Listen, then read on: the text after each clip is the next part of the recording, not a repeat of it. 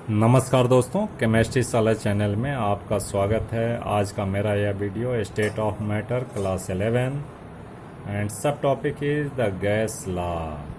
First gas law is your Boyle's law. ठीक है दोस्तों, बहुत ही इम्पोर्टेंट है बॉयल्स लॉ।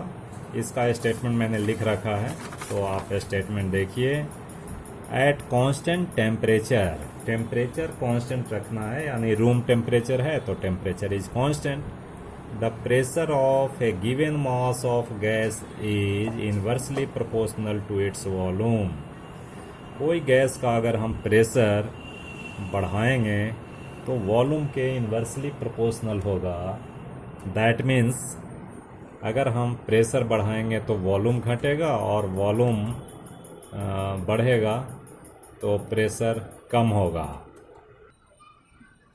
बच्चों, यहाँ हमें ये ध्यान देना है कि एक given mass of gas, given mass of gas ऐसा नहीं है कि हम मास बढ़ा दें, उसका मोल्स बढ़ा दें, नहीं। इसको हम इस तरह से समझ सकते हैं। देखो, ये एक पिस्टन मैंने लगा दिया है और इसमें देखिए गैसियस मॉलिक्यूल हैं 3, 2, 6, 3, 5, 3, 8 मॉलिक्यूल्स हैं और इसमें भी 8 मॉलिक्यूल्स हैं दोस्तों। अब इसका देखो वॉल्यूम, ये V1 वॉल्यूम जो है ये आपका ज़्यादा है और ये V2 है, V2 कम है। तो इसका मतलब है कि देखो, इसमें हम थोड़ा प्रेशर लगाए हैं। प्रेशर कैसे लगाएंगे? इस पे मान लो कि कुछ वाट रख दिया, तो कुछ ऐसे वाट रख देंगे तो इसका प्रेशर क्या हो जाएगा जी? बढ़ जाएगा। यानी इसका प्रेशर P2 है एंड इसका P1 है। तो आप बता सकते हैं कि P1 जो है, प्रेशर P1 क्या है भाई? तो P1 is less than P2, चूँकि प्रेशर ज़्यादा है। और जब हम P1 प्रेशर लगाते हैं तो वॉल्यूम क्या है? V ज़्यादा है, तो V1 is more than V2। तो इन्वर्सली प्रोपोर्शनल हो गया कि नहीं? प्रेशर बढ़ा रहे हैं, वॉल्यूम घट रहा है। प्रेशर बढ़ा रहे हैं, वॉल्यूम घट रहा है। प्रेशर घटा रहे हैं तो वॉल्यूम बढ़ रहा है। तो मेन चीज़ ये समझना है। अगर हम मैथमेटिकली इसको लिखेंगे तो हम कैसे लिख सकते हैं? देखिए, mathematically it is written as, क्या लिखेंगे भाई? P is directly proportional to 1/V, ऐसा पढ़ सकते हैं, या P is inversely proportional to V at constant temperature. Constant temperature constant होना चाहिए, राइट। और P इज इक्वल टू, हम लिख सकते हैं, अगर हम एक कांस्टेंट डाल दें, this is proportionality constant K into 1/V, where K is constant, K is constant and it is called proportionality constant, proportionality constant. ठीक है दोस्तों। अब देखिए, हम ये पर्टिकुलर गैस के लिए लेते हैं कि मान लो P1 प्रेशर पर V1 है, P2 प्रेशर पर V2 है, तो हम क्या लिख सकते हैं बताओ तो? इसके अनुसार देखिए, मैं एक इक्वेशन क्रिएट करता हूँ। ये देखो तो PV इक्वल टू K, और K क्या है जी? कांस्टेंट है। तो PV इक्वल टू कांस्टेंट होगा ना, कांस्टेंट। ठीक है। अब देखिए, इस गैस के लिए लिख रहे हैं बच्चों, इसके लिए लिख रहे हैं। तो पहले के लिए हम क्या लिखेंगे बताओ? पहला के लिए लिखेंगे P1 is directly proportional to 1/V1 और P2 is directly proportional to 1/V2। ठीक है। और इसमें हम लिखें कि P1 is equal to K V1 ऐसे लिख देते हैं, और P2 equal to K V2। ठीक है कि नहीं? और क्या लिख सकते हैं जी? P1 V1 equal to K, और यहाँ लिखते P2 V2 equal to K। तो देखो तो this is equation first and this is equation second. तो फर्स्ट एंड सेकेंड में RHS क्या है भाई? दोनों कांस्टेंट है। K stand for constant. ठीक है कि नहीं? तो फ्रॉम 1 एंड 2 क्या होएगा? फ्रॉम 1 एंड 2 इक्वेशन क्या होगा भाई? तो यहाँ देखो 1 छूट गया है। हाँ, क्या हो जाएगा, P1 V1 equal to P2 V2, और ऐसे ही इक्वल टू P3 V3, इस तरह से होएगा।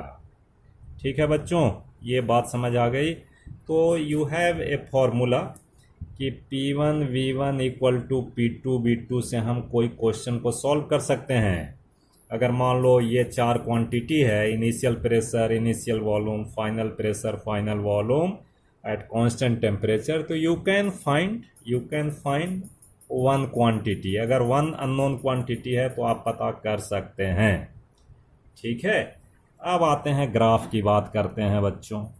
तो ग्राफ की बात करते हैं तो ग्राफ भी बहुत इम्पोर्टेंट है। अगर देखो प्रेशर और वॉल्यूम के बीच ग्राफ अगर ड्रा करते हैं, मान लीजिए दिस इज प्रेशर और दिस इज वॉल्यूम।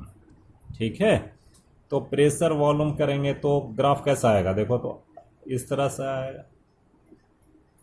आएगा ना। अगर मान लो प्रेशर बढ़ा रहे हैं, प्रेशर देखो, प्रेशर बढ़ रहा है तो वॉल्यूम क्या आ रहा है, घटता जा रहा है, घटता जा रहा है। Pressure is maximum, volume minimum. तो इस तरह से समझना है। अगर मान लो ग्राफ ऐसा खींचने के लिए आ जाए जी कि P वर्सेस 1/V, तो कैसा ग्राफ आएगा, कैसा आएगा ग्राफ, तो P is directly proportional to 1/V, directly है 1/V के, तो इसका डायरेक्टली प्रोपोर्शनल, तो ऐसा ग्राफ आएगा। ठीक है, डायरेक्टली प्रोपोर्शनल है। अगर मान लो सिमिलरली ग्राफ आपका आता है 1/P वर्सेस V, तो ये भी डायरेक्टली प्रोपोर्शनल है भाई, V directly proportional to 1/P, तो इसका भी ग्राफ ऐसा स्टेट आएगा। अगर आ जाए आपका ग्राफ, इधर आ गया PV और इधर आ गया V, तो PV इज ऑलवेज कांस्टेंट। अगर वॉल्यूम बढ़ाओगे तो प्रेशर अपने आप कम हो जाएगा एंड ग्राफ ऐसा आएगा, PV equal to constant. Similarly अगर आपका आ गया PV वर्सेस P, तो PV कांस्टेंट है एट एनी प्रेशर। अगर प्रेशर बढ़ाएंगे तो वॉल्यूम घट जाएगा एंड ग्राफ ऐसा आएगा ना, PV इक्वल टू कांस्टेंट। ठीक है, तो ये थोड़ा ग्राफ है, हमें जानना बहुत ही ज़रूरी है। और इसमें जितने भी लाइन आते हैं, जैसे मान लो कि ये एक पर्टिकुलर टेम्परेचर T1 पर है, तो ऐसे ही अगर T2 करोगे तो ग्राफ ऐसा आ जाएगा T2।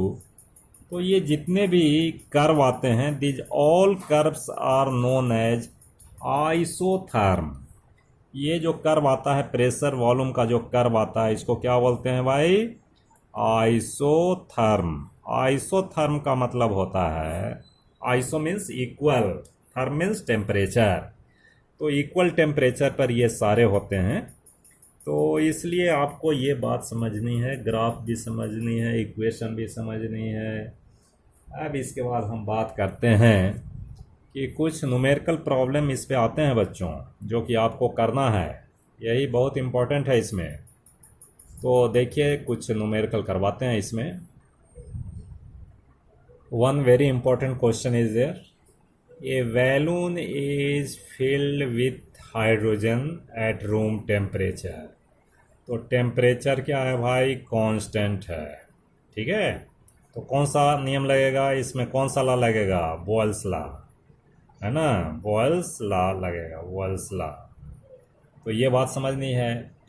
इट विल वर्स्ट, ये फूट जाता है, वर्स्ट कर जाता है, ये प्रेशर एक्सीड 0.2 बार, 0.2 बार से प्रेशर एक्सीड करता है तो ये क्या हो जाता है, फट जाता है।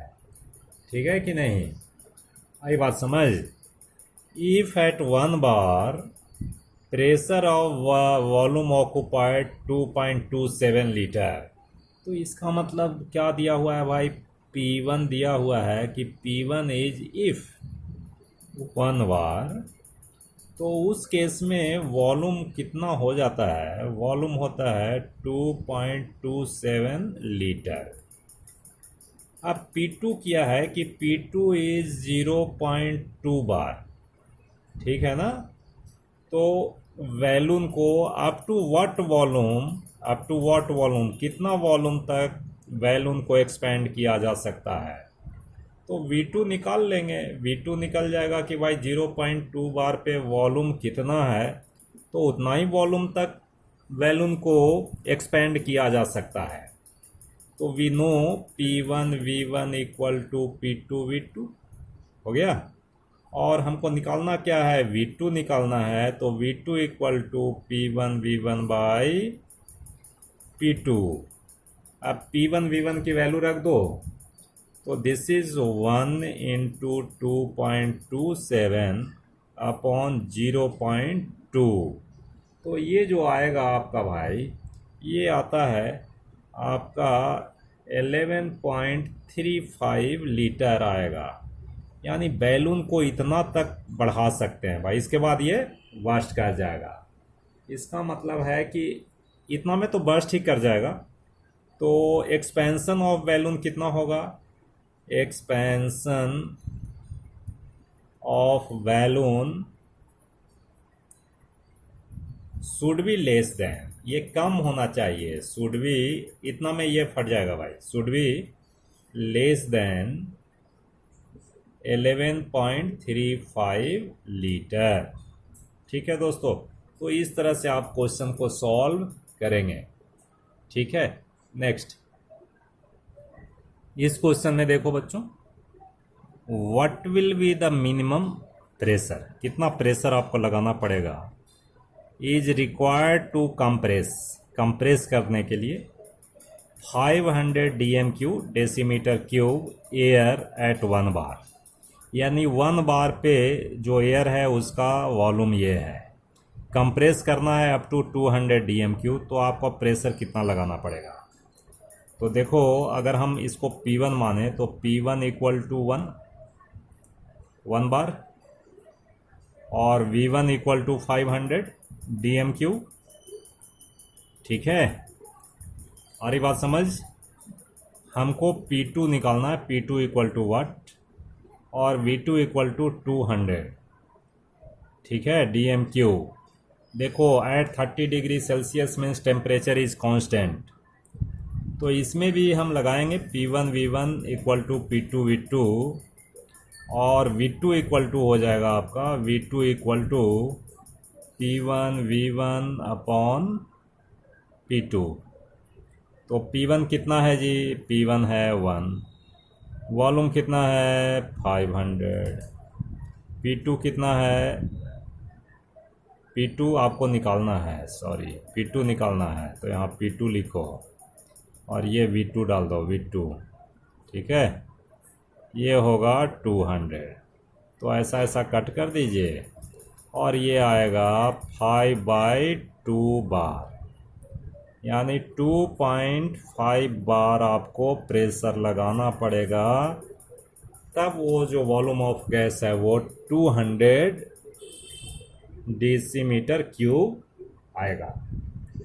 ठीक है, 200 डेसीमीटर क्यूब आ जाएगा बच्चों। ठीक है, तो इसी तरह का क्वेश्चन आएगा, इसमें बहुत ज़्यादा नहीं है, और भी आगे क्वेश्चन बताएंगे। तो यदि वीडियो अच्छा लगे तो लाइक शेयर सब्सक्राइब कीजिए। बहुत बहुत धन्यवाद।